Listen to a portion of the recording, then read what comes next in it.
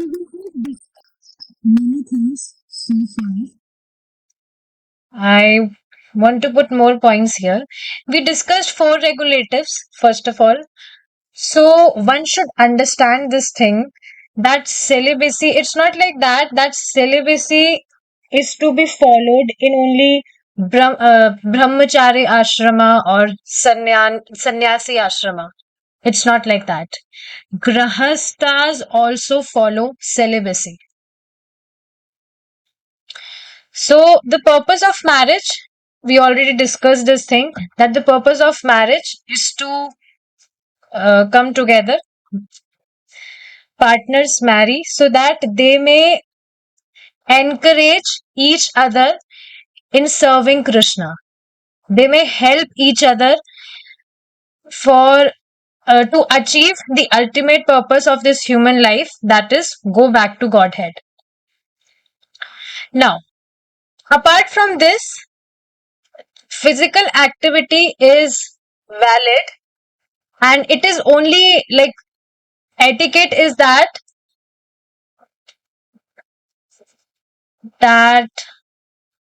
grahastas also follow celibacy. They just come together for the sake of raising kids. That's it. Apart from that, they also follow celibacy. So this is the right etiquette according to our shastras. So it's not like that celibacy is only for the brahmacharis, something like that. Grahastas also follow celibacy. Okay. Apart from this, we discussed one more thing here, that human society has been, just a second. Yes, that there are four divisions, which is Brahmana, Kshatriya, Vaishya, and Shudra. These are the four divisions, but these are not the Varn ashram. Varn ashram is different. I deflected on this point that day because there were no lights, but let me correct it now. That these are the four divisions: Brahmanas, Kshatriyas, Vaishyas, and Shudras. And then we discussed this shloka, Chatur Varnashram 1.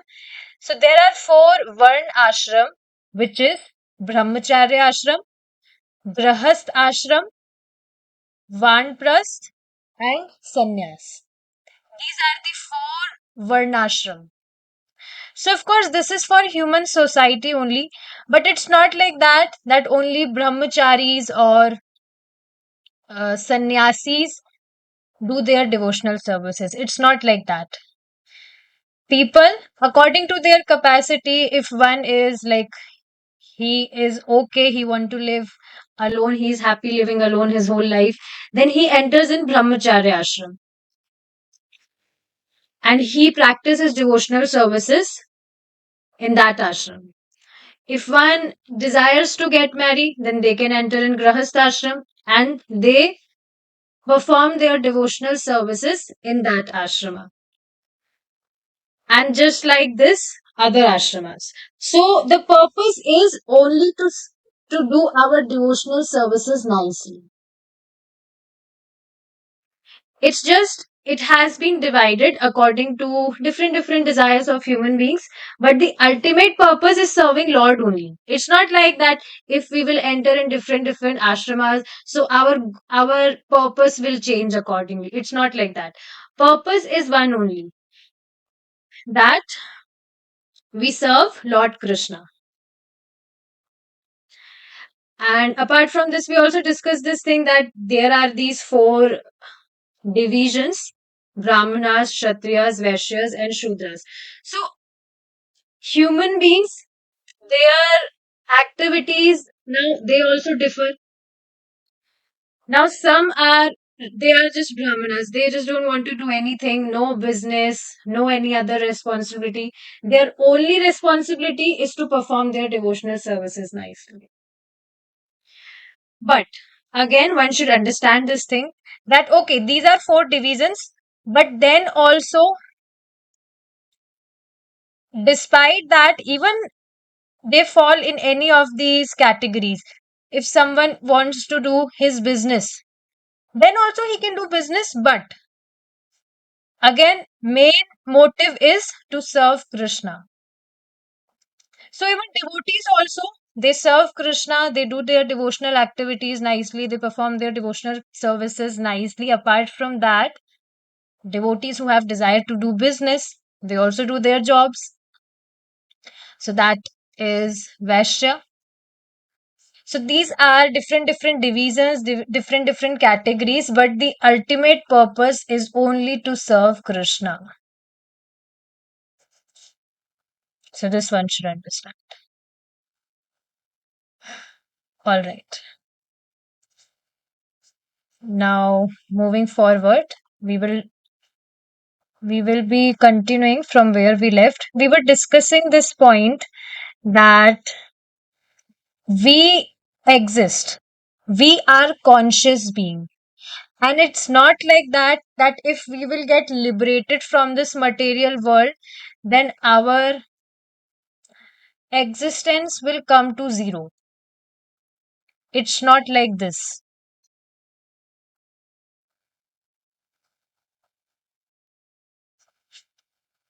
Hmm. Yes. So it's not like that at all. Let me just read this again. When we transcend material nature through the rendering of service unto Krishna, what is our status? Do we become zero? Some philosophies maintain that after liberation from material life, after the nirvana of this material body, we become zero, void. That is a dangerous theory. We we discussed this thing with an example. We understood this with an example that suppose if we are diseased, if we are suffering from any particular disease, and if doctor says that okay, I will finish all your diseases, all your sufferings by killing you. So we will immediately say no, no, no. I don't want to. Uh, I don't want to end myself. I will let me suffer my diseases, but I don't want to die. So let me just suffer my diseases, but I don't want this solution that you kill me and I'll be like all my diseases will be they will just go away forever. I don't want this. So we do not want to be killed just to end our miseries. So you will see these impersonalists, their goal is that they just want to end their material miseries. We just want to liberate from this material world so that whatever sufferings we have to go through with, we can be just liberate from all those sufferings. And they don't want to serve Lord. Their purpose is to end their material miseries. That's it.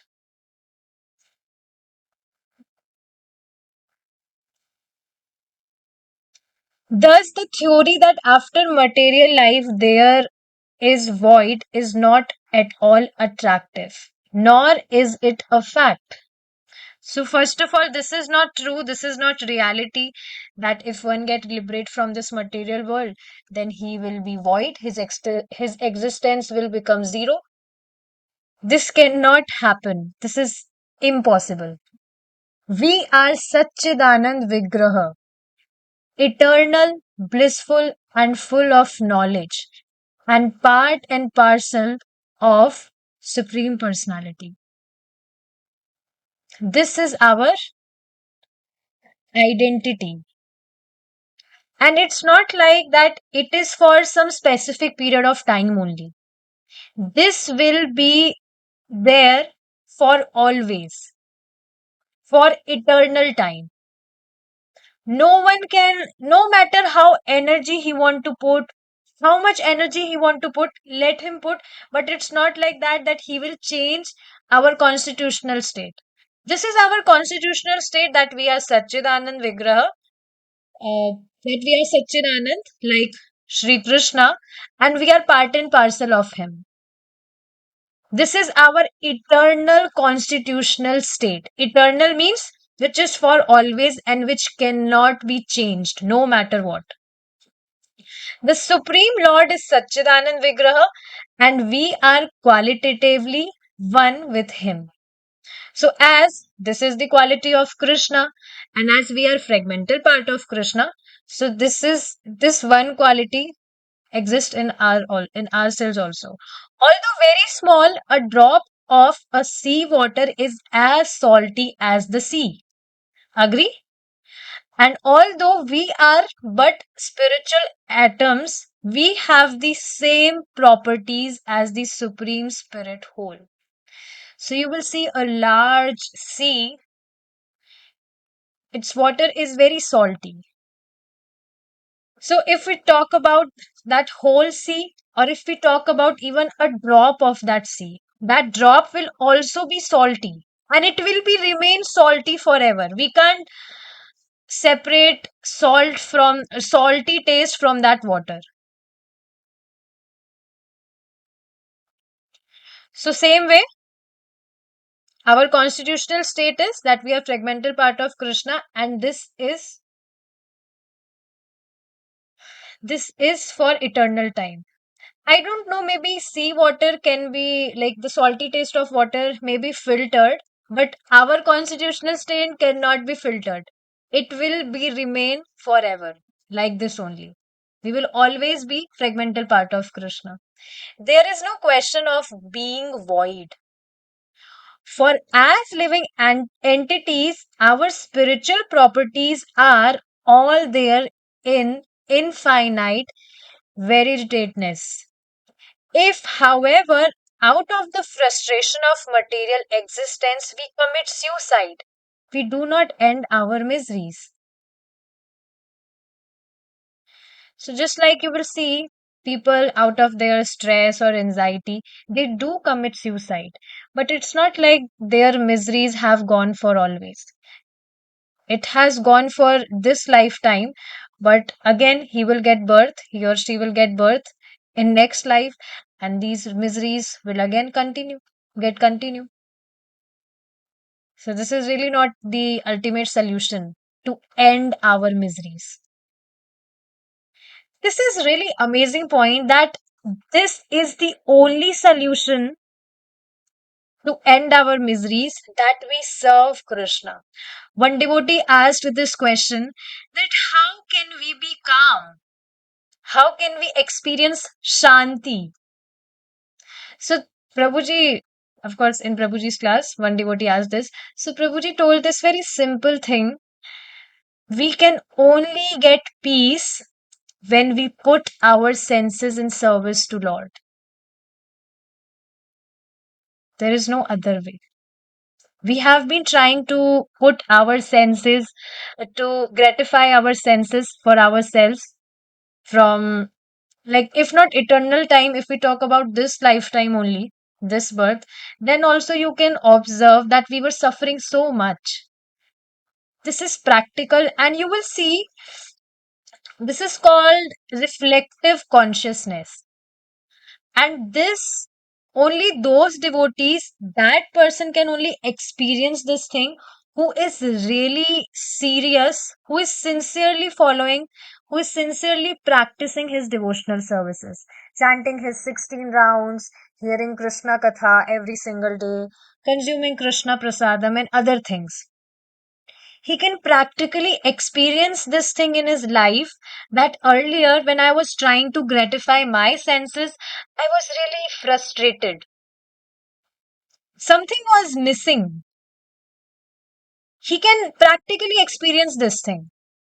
But now, as I am putting my senses in service to Lord, I can experience peace. You will see the face of devotees. If you will see the face of devotees, there is some, like, different kind of calmness, peace. One can, like, he can understand by just looking at his face that yeah, he is very shant, he is satisfied. Sometimes devotee may see that they are working in mode of passion, but that is actually not mode of passion. They're like so much enthused to do, hey, I want to do this for Krishna, I want to do that for Krishna. That is not mode of passion, but it may seem like that, but it's not like that at all. So this is very practical thing, that anyone who will sincerely chant his 16 rounds, sincerely means he will chant 16 rounds. Even if he's not feeling like chanting, oh, my mind is not allowing me to chant, but then also he's chanting. One should understand this thing, that the chanting of Hare Krishna Mahamantra that we are doing, it's not like we are doing it for our enjoyment. One should always have this attitude that I am chanting to satisfy Lord. I'm I'm I'm chanting this for the sake of satisfying Krishna. And when anyone he perform his devotional services with this attitude, he automatically feels satisfaction. We are not the servant of our mind.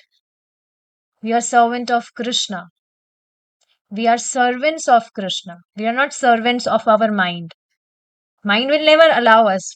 Our mind is monkey. He will never allow us to do good things or things related to Krishna. This you can practically see. Our mind was never allowing us to even think of the existence of Lord. We were not really caring about God. Yeah, okay. Lord is there, let it be. But when we came in Devotees Association, we heard from Shastras, we came to know the reality. So we are servants of Krishna and we are chanting for the satisfaction of Krishna. So anyone who will chant his 16 rounds daily, hear Krishna Katha daily, consume only Krishna Prasadam, there are only, see, these three things are main. Just follow these three things and your life will become magic.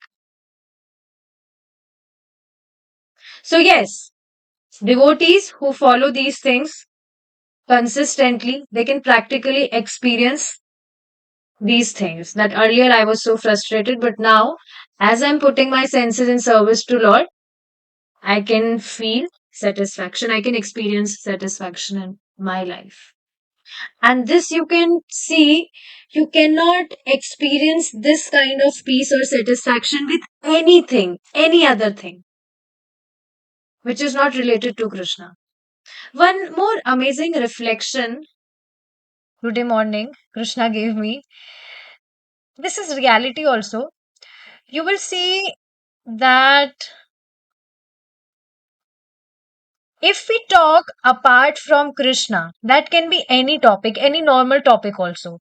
But there will be possibility that those topics, those interactions will change into either controversies or it may change into disputes also.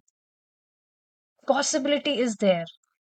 But whenever you talk about Krishna, anything you do related with Krishna, you will see there will be no scope of any disputes and stuff.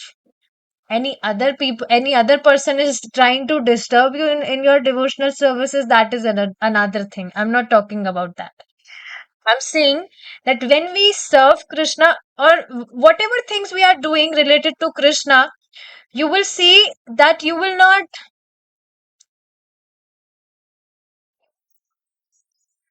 even see if we are not doing it alone. If there is another person also with you and you are interacting with him about Krishna or you're talking him about Krishna, you will see that there will be no possibility of any controversies or disputes.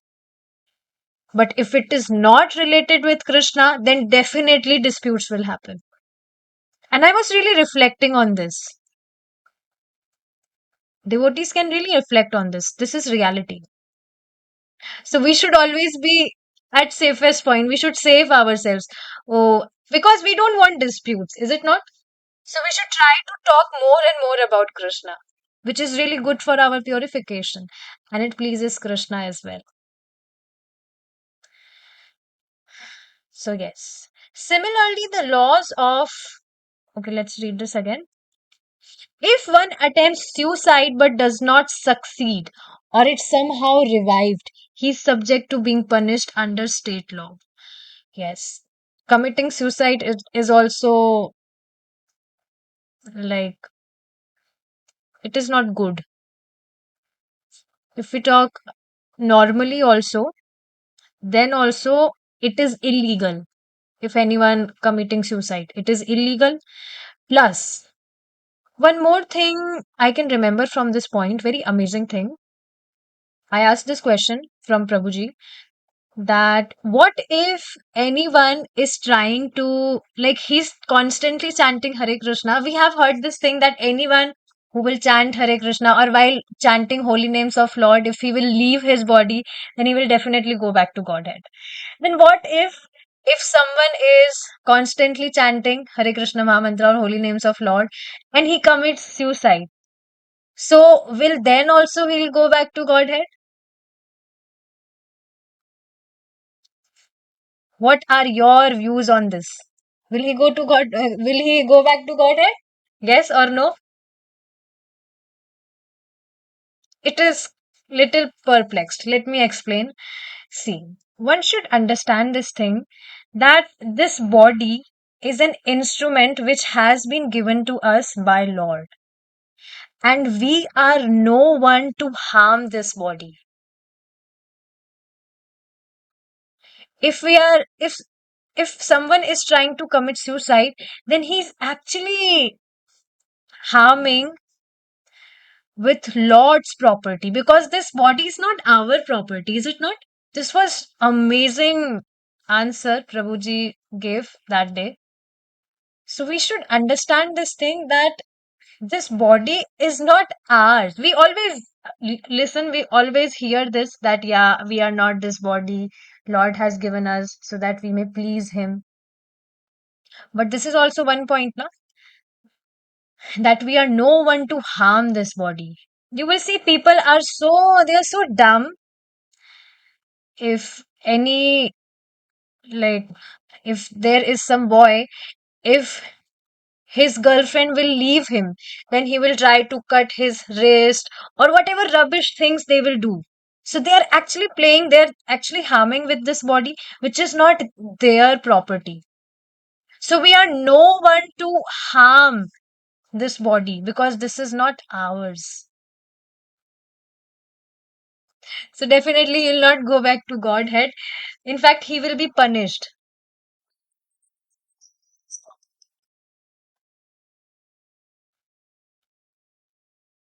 So can you understand this point also that we should take care of this body? I'm not talking about that we should like waste our time in polishing this body. No, that will be foolishness. But one should take care of his or her body so that he may serve Krishna nicely. And that's why you will see devotees also take care of their bodies. Even though they are not identifying themselves with this body, but then also they take care of this body. And materialistic people, they identify themselves with this body, but then also they do not care of their bodies. They are just busy in external polishing, but they are actually not taking care of their bodies. How? You will see they will eat rubbish things, or they will eat at any time. They will eat impure food. So where they are not taking they are not taking care of their bodies.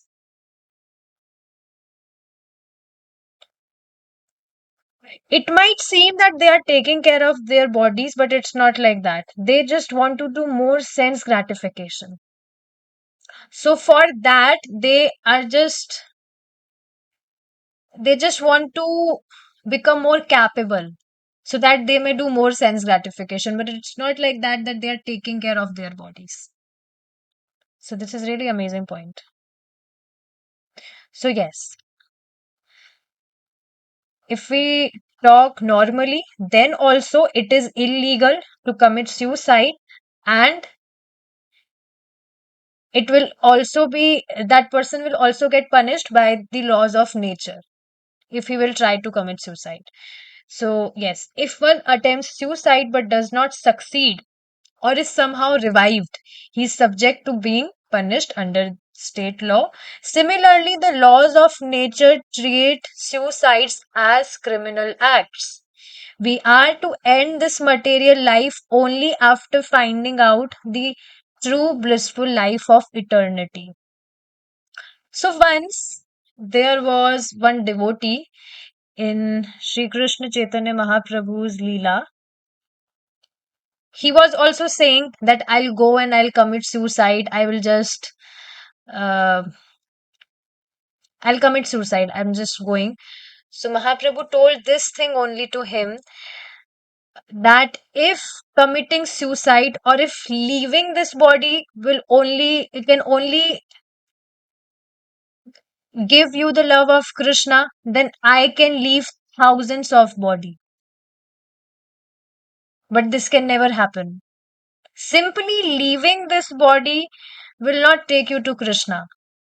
You will have to take association of devotees, you will have to do your bhajan priya. Simply leaving these bodies will not take you to Krishna.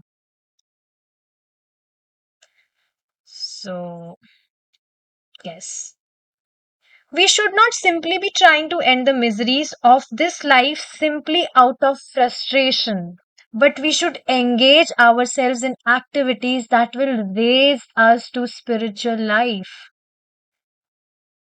But people are actually doing opposite of this only, trying to end the miseries of this life simply out of frustration.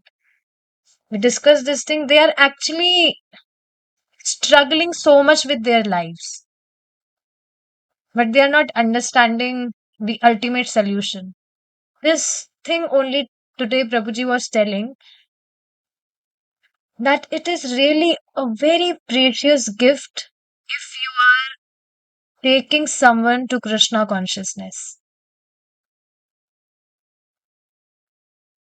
You will see people, they are fighting and people are leaving their bodies, but that makes no sense. But even if you are taking one person to Krishna consciousness, then that is precious gift you are giving to him. So this is very much important to understand, that what is the ultimate solution of our miseries. Why are we frustrating so much from this life? The solution is that we should engage ourselves in activities that will raise us to spiritual life.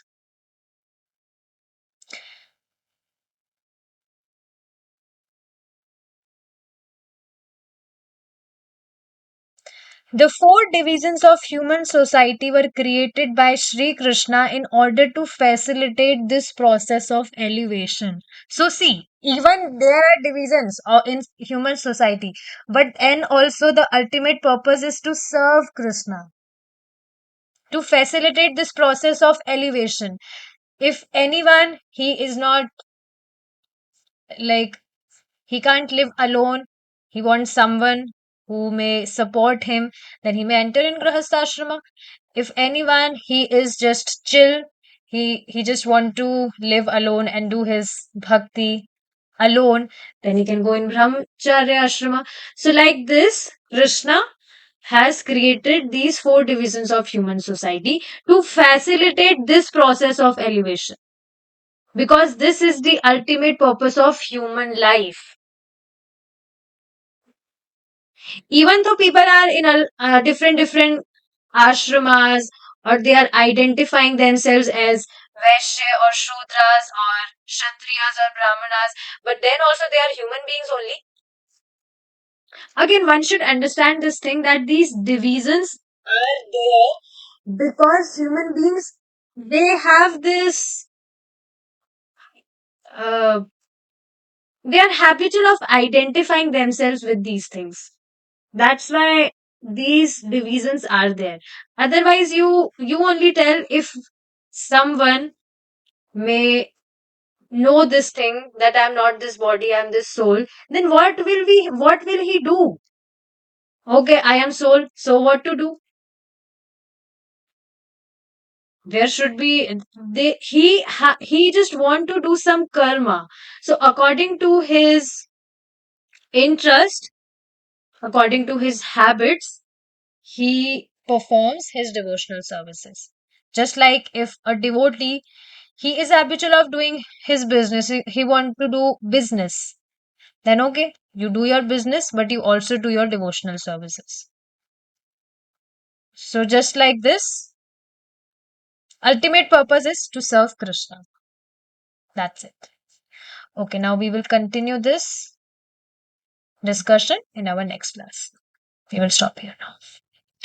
Srila Prabhupada की जय, निताय गौर प्रेमानंदे, हरि बोल, हरे कृष्ण.